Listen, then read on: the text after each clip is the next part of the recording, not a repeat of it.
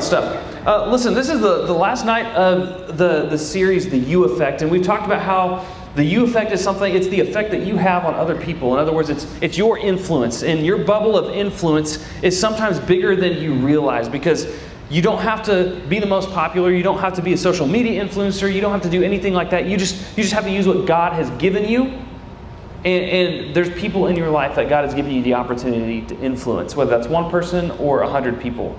Whatever it is, each and every one of us have intrinsic value because of God. And the you effect, we want it to be as positive as possible, but the you effect could be a negative thing too. We've talked about that. And so this week, we're going to wrap up this entire series, and I'm super excited because I feel like this last leg of this 3-part series is probably one of the most important. Have you guys, you've heard of the phrase cause and effect, right? So if you were to describe cause and effect, what would it be? Somebody just shout it out. Nice and loud so we can hear you. Don't be shy. Yes, something happens because of something else. Very good explanation. Give her a round of applause. Yeah. It's when there's a cause for something and that cause affects something else. For instance, if your mom is in a good mood today, you want to ask for something that you want, right?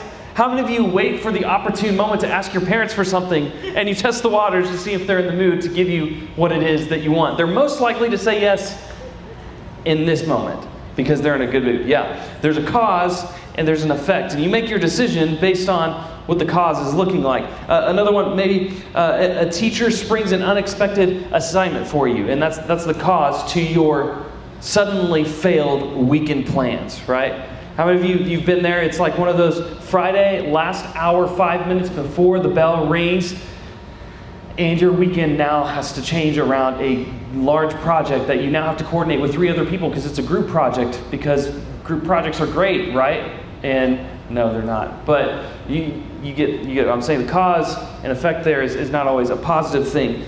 Maybe you play terrible in the game last night, and so coach is going to make you run extra suicides today. My high school basketball team was not the best team in our league by any stretch of the imagination, so I ran lots and lots of suicides after game days, let me tell you that. I was in really good shape until I wasn't, because I quit after high school, and now I'm just getting bigger every year. So that's fun. When you get out of high school and your metabolism drops, people warn you about it, and you don't think it's real until it starts happening to you. And then your face gets all puffy, and you look in the mirror and you're like, who am I? And then your time hop shows you a picture of yourself from Facebook like 10 years ago, and you're like, I was a baby. Anyway, that has nothing to do with what I'm talking about right now. But there's that little tidbit for you, just words to the wise. You guys get the idea. There's a cause and an effect to everything. So if there is a you effect, an effect that you have on other people, what do you want the cause of the you effect to be? What do you want the cause of your influence to be about? That's ultimately the question we're going to be answering today. In life, sometimes we all mess up, we drift away, we make mistakes, and because of that, sometimes we tend to lose our influence. We've talked about this in the last week or so, but when we make mistakes, sometimes we feel like other people's perceptions about us changes. The influence we once had that was good now seems diminished. When the you effect, when something bad happens to you, or a mistake that you make becomes known, the you effect suddenly is less of an effect than you want it to be.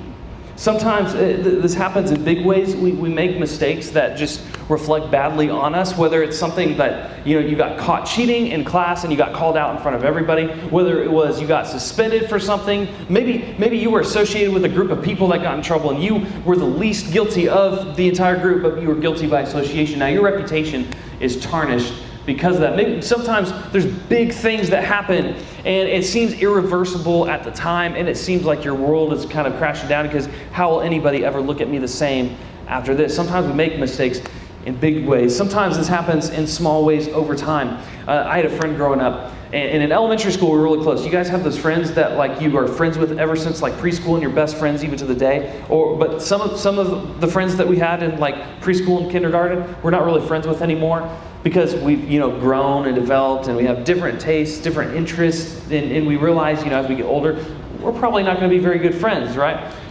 Sometimes that happens because one of you in the relationship makes decisions that the other person doesn't agree with. And maybe they're the person that your parents go, don't hang out with that person. They're a bad what? They're a bad influence, right? If I had $1 for every time I heard that from my parents, right? So sometimes there's this friend I had growing up that in elementary school, we were really close, we were real tight. His name was Zach, my name was Zach. We were the Zach Attack, and it was awesome. And until like we got to middle school, and then he started hanging around some other people, and then he thought it was really fun to like bully other people. And so he started, instead of like when he was just around me, it was fine, but then when we were around a group of people, like he was mean to me. And it was just like little decisions over time. He started making decisions in his life that I didn't feel comfortable with and didn't feel like going along with. And so over time, our friendship just kind of drifted away, and the influence that he once had in my life just slowly diminished over time because lots of little things that happened over time. Sometimes we make mistakes in big ways and lose influence, and the you effect is diminished. And sometimes we just lose influence because of the small decisions that we made along the way. And how we treat other people can either increase or decrease the amount of influence you have in somebody else's life. It can increase or decrease the you effect in somebody else's life. How many of you've been burned by somebody else because of decisions that they've made and they affected you? Hopefully, hopefully not, but most likely it's everybody in the room. You've been negatively affected by the decisions of somebody else. That's the nature of free will. Is sometimes we enact in our free will for our own selfish gain, and that affects other people. Sometimes we just are tired of feeling like we have to live up to a certain expectation around people, so we stop hanging around them. Sometimes other people make bad decisions. Sometimes we are the ones that are making bad decisions, and we push people away from us because of our decisions, and we slowly lose influence over time. But losing influence happens to all of us from time to time. Whether it's within our schools or within our small groups or within our families. How many of you feel like you maybe are judged a little harsher at home than you are anybody else, with anybody else?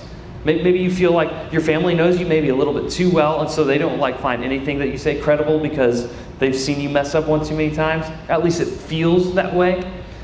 Sometimes at home we can feel like we have the least amount of influence because, let's be honest, the people in our home tend to be the people who know us the best. And that can be a really good thing. That can sometimes be a thing that just kind of bothers us and gets in the way. But more often than not, we tend to allow this loss of influence to affect more loss of influence. Let me explain. Sometimes, and this happens especially in church world, if you've grown up in church, if you've been to church, if you've had friends in the church, you've probably experienced this. Whether you've experienced it yourself or you've experienced it secondhand from somebody else that you know from church.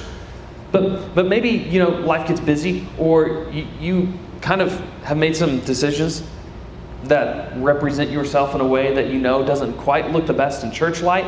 And so, it just begins to get easier to say, I'll just stay home this week, or I'm not going to go this week. And then, it's easy for that 1 week to become 2 weeks, become 2 months, and before you know it, you haven't been in a while, and because you feel like you don't really have the right to say anything because you feel like you've lost influence.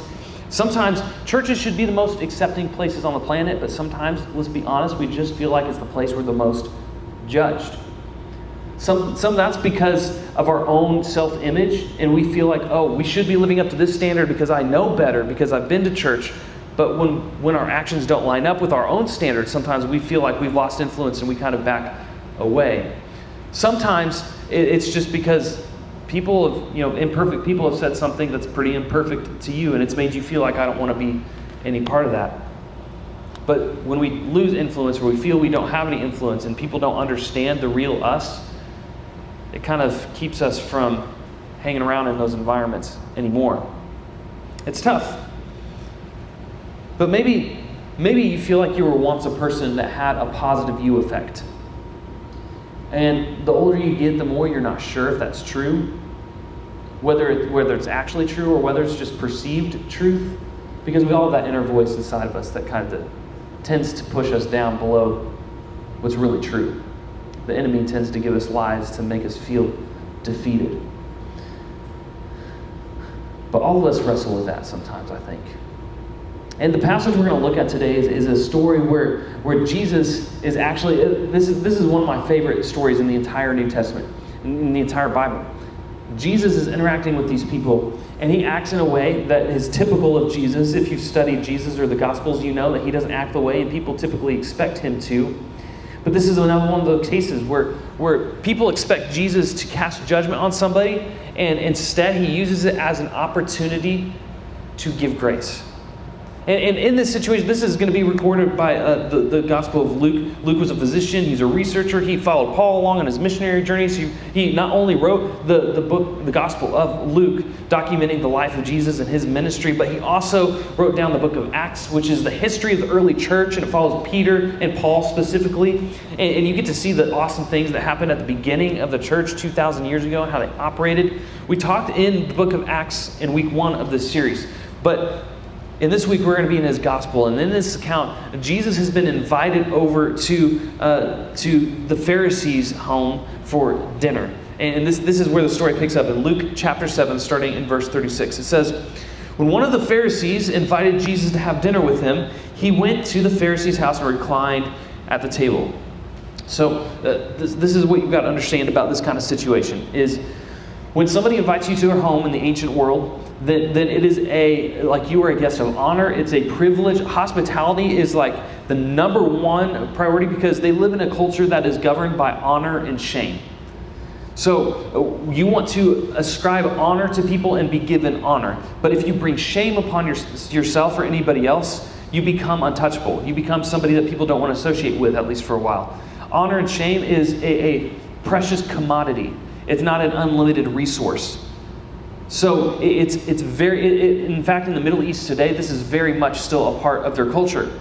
And so Jesus enters into this house and he's been given this honor. And the Pharisees were known as people with lots of honor because they were the religious leaders. But because they were religious leaders, they were often so confident in their own religiousness and their own standard of behavior. They were so confident that they looked down on other people who seemed to have less influence than them because they were the influencers of the Jewish people. They were the people that everybody looked to and saw when they were looking for what is right. They looked to the Pharisees. They looked to the religious leaders. They looked to the people who were high up in the religious system to give them direction and to tell them what was right and what was wrong. And so they felt like they were the ones that had the best ability to give or take away influence. And so they looked down on a lot of other people. How many of you ever felt looked down on by somebody who thought they were holier than thou? This is like the epitome of the Pharisees. And Jesus called them out on it all the time. And it's pretty funny. You should read the Gospels and just read all the sarcastic comments he makes to the Pharisees. And it's kind of funny.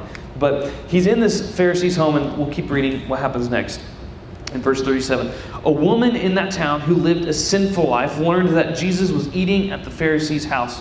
So she came there with an alabaster jar of perfume. As she stood behind him at his feet, weeping, she began to wet his feet with her tears. Then she wiped them with her hair, kissed them, and poured perfume on them. Now that sounds really weird, because how weird would it be if somebody just came up and started crying at your feet and then started wiping your feet with their hair and their tears? How many of you would be freaked out immensely by that? Sounds pretty weird. In this day and age, though, everybody wore chacos and had dirt all up in their toes. And so it was pretty customary to wash your feet. When you take your shoes off and you go to somebody's house, and that's good manners. Well, usually the person who invites you over, they would have a servant, or they themselves would wash your feet as a sign of hospitality, welcome you in the home. Well, nobody had washed Jesus' feet yet. And this woman comes in. The text says she's a sinful woman, so we can guess at maybe how she made a living by that statement. But she's a woman who was known in the community as someone who had lost her influence. Someone who nobody respected. Someone who especially the Pharisees looked down on. But this was more about cleaning Jesus' feet, and it was more of an act of worship. She recognized who Jesus was, and she wanted to come and worship him and give honor to him. And so she bows down and she worships him and starts washing his feet. The next verse, when the Pharisees who had invited him saw this, he said to himself, if this man were a prophet, he would know who is touching him and what kind of woman she is, that she is a sinner. Basically meaning, if Jesus knew this woman's reputation, he would not let her come near him, let alone touch him. This was a huge deal because of honor and shame, remember? So this was a huge deal for him to be allowing this to even happen. And the Pharisees are using that and using that standard as a way to judge Jesus and kind of discredit him and take away authority. But that's not how Jesus reacted. In fact, if you read the gospel, you find that people with no influence were drawn to Jesus. People who were sinners were drawn to Jesus. And people who had negatively affected others were drawn to Jesus. Now, what's that tell us about today? It tells us that no matter what our hang-ups are, no matter how much influence we have gained or lost, it doesn't matter at the feet of Jesus. He's not going to push us away. He's not going to look at us like we're untouchable. He's going to accept us, because if we choose to humbly come before him and acknowledge, hey, I know I've got stuff in my life, but I want to give my life to you. I want to live at your standards, even when I fall short.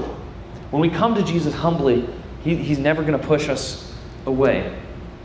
She didn't hide from him because she didn't measure up. Instead, she got close to him and she worshiped him. And check out what happens next in the story. Then he, Jesus, turned toward the woman and said to Simon, "Do you see this woman? I came into your house. You did not give me any water for my feet, but she wet my feet with her tears and wiped them with her hair. You did not give me a kiss." It's customary to greet someone with a kiss back in that time, so it wasn't like a weird thing. But you didn't give me a kiss, but since the moment that she entered, she's not stopped kissing my feet. You did not have put oil on my head, but she has poured perfume on my feet. Actually, a lot of scholars say this was like a freaking expensive bottle of perfume. Like this was huge. This is a big sacrifice on her part. Therefore, I tell you, this is Jesus talking, her many sins have been forgiven, as her great love has shown. But whoever has been forgiven little loves little. Then Jesus said to her, your sins are forgiven. Whoever has been forgiven little loves little. It's an interesting phrase, I think. That's probably the phrase that sticks out to me the most on this, but I'll just stop there. I'll let you ponder on that after tonight. But up until this point, the cause and effect in this woman looked like this. The cause was that she was a sinner, right? And the effect was that people looked down on her and thought negatively about her. Okay, sound familiar? But this was Jesus' cause and effect response to her. He loved her, and because of that cause, Jesus forgave her and gave her a new start. And here's what I want you guys to recognize tonight, is that no matter what you've done or how bad of a person you think you might be, or how many people have, or how people may see you because of what you've done, you are loved by Jesus. Her lost influence, lost reputation, and lost standing were not lost forever. And I want you to recognize that this is true with you, because the you effect can be so powerful, it can literally change the world.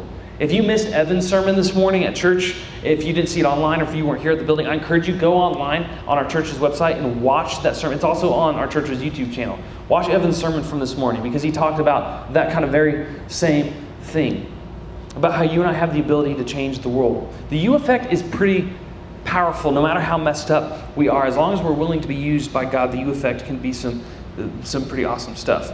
Because of Jesus, we can change the effect that we have on others. And that's the bulk of tonight's message. Our mistakes don't have to erase the potential for a positive effect. Jesus has always been about new starts and do-overs. And I want you guys to recognize that, and we preach this message so often in our middle school and high school environments, because you guys are at the age of your life where things will stick into your head much longer now than they will even 5 years from now. Okay, your memory is so much better now than it will be 2 or 3 years from now. Right now, your brains are like sponges. And I want you to recognize this truth, that no matter what you have done, you have never lost out on God's kingdom, because Jesus has covered you. Jesus doesn't look at us like, oh, dirty people, don't want anything to do, can't use them. He doesn't look at you and see your mistakes. He looks at you and he counts you as righteous because of his sacrifice for you. And because of that, that frees us up to use our influence in the things that God has given us to be able to change the people around us, the people we interact with every single day. That's the power that you have because of Jesus. So I want you to reflect. Ask yourself, what small steps or small decisions are keeping me from having the maximum amount of influence? Is it the way I talk about people? Is it the way that I talk to people? Is it the way I act? Is it the way I don't act? What is it in your life that is keeping the you effect of your life from helping people feel closer to God? Reflect on that. Second, confess if there are choices that you've made or are making that are keeping the you effect at a minimal. If your life, you feel like you're stuck on something, if you feel like you have an addiction, if you feel like you have something in your life that is holding you back, or you feel like maybe you haven't even fully given your life to God, then confess that and talk to God about that. And I encourage you to take the next brave step to talk to somebody else about it. Because it's easy to talk to God about sometimes if we know we don't have to confess to anybody else. But I encourage you, bring other people in on your journey. It'll make your journey much easier. And 3, identify a specific step, whether that's apologizing to somebody you've mistreated, whether that's changing the way you talk to people, or asking people to just check in and remind you who you are in God's eyes. Whatever that is, find the next step for you. Your lost influence doesn't have to be lost forever. And I recognize not everybody in the room feels like they've lost influence necessarily. But we're all going to come to a point in our life where we feel like we don't matter, where we feel like we're not making a difference, where we feel like maybe we question our own purpose, or if God even sees us or cares. And when that day comes, when you have those thoughts, I want you to remember that lost influence doesn't have to be lost forever. And when we take a step toward Him, He invites us to get up instead of give up, and to change the effect that we have on other people one step at a time. It's really honestly an encouraging and an empowering message if we take it to heart and we take Jesus at His words, that our sins are forgiven, that our mistakes don't define us, and that His love can cover over a multitude of mistakes. I love you guys, and I hope you hear that truth tonight. I'm going to pray, and then we'll head to our small groups.